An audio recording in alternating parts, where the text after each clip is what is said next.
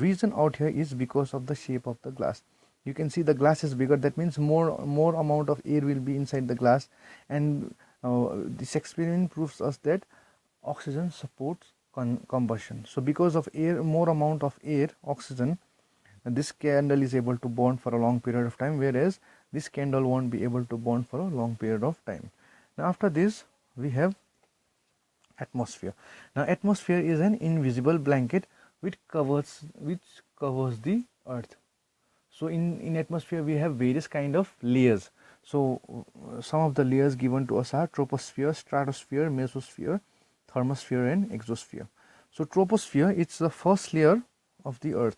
So as you can see the diagram out here where you have different layers, and you can see what things will happen out here. So troposphere is the first layer of the earth, and it's approximately 15 kilometer above from the earth. And in this layer you find that water, you find different substance like water vapor. Water vapor can rise till this level. Beyond this level water vapor cannot rise. And you can see most clouds and weather phenomena such as wind, snow, fog and dust storm also occurs out here. So all kinds of weather phenomena occurs in this troposphere. Then next you have stratosphere. This layer extends from 15 to 50 kilometer above Earth's surface. So it's quite high. So in this layer, this layer contains a very important layer known as the ozone layer. So what it does, this ozone layer out here you can see in the diagram, it's an invisible blanket out there. So this invisible blanket, it protects the earth from ultraviolet rays. So ultraviolet rays are the rays coming from the sun. It's your normal sunlight. But if we take those normal sunlight directly, it might be harmful for us. But whenever those sunlight reaches the earth, there's an invisible blanket of ozone layer which protects the direct sunlight coming towards the earth. So in this way we are just getting sunlight which are useful to us. Now next one is mesosphere. It is one of the very coldest layer in the atmosphere, and meteors and all which comes toward the earth, those get burned out here in mesosphere. So the temperature out here is from minus 85 degree to 0 degree. So very cold. It's a very cold layer. The next one we have is thermosphere, which extends from 80 kilometer and above.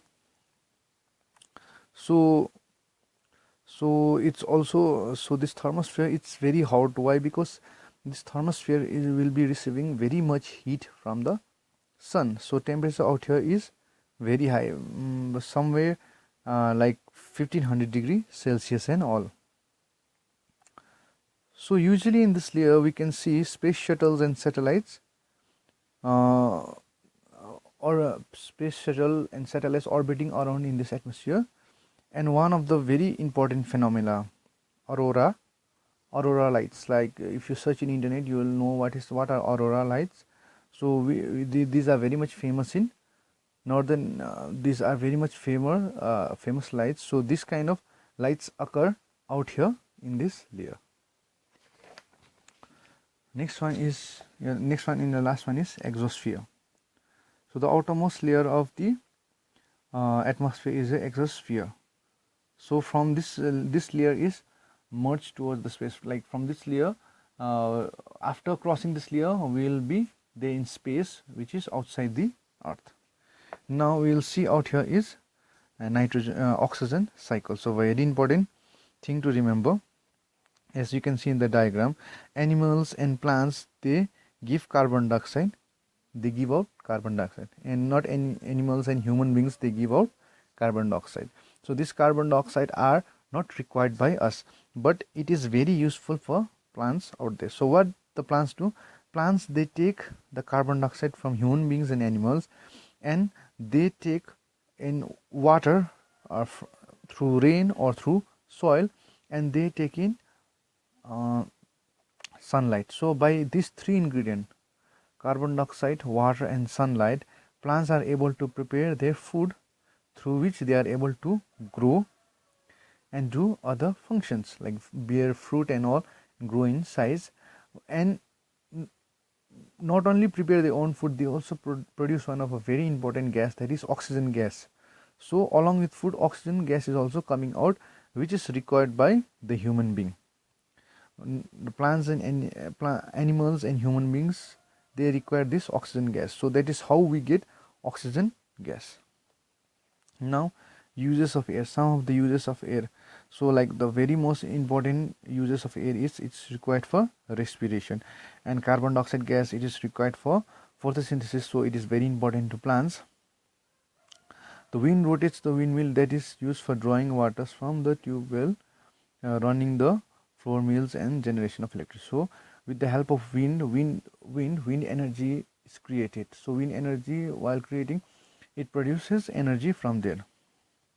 So if wind is present out there, aeroplanes, parachutes and all, they are able to function it. So here they have given us some of the uses of air. So I want my students to go through it. It's an important agent of pollination and seed dispersal. That means with the help of air, plants are able to reproduce. So pollination, so in some cases like the pollen grains and all which of the plants, they are able to fly in the air because of the presence of air. Air fills empty space in objects like balloon and all, ties tubes to make them useful. So some of the very useful objects like balloons and all, those balloons, ties and all, they require air.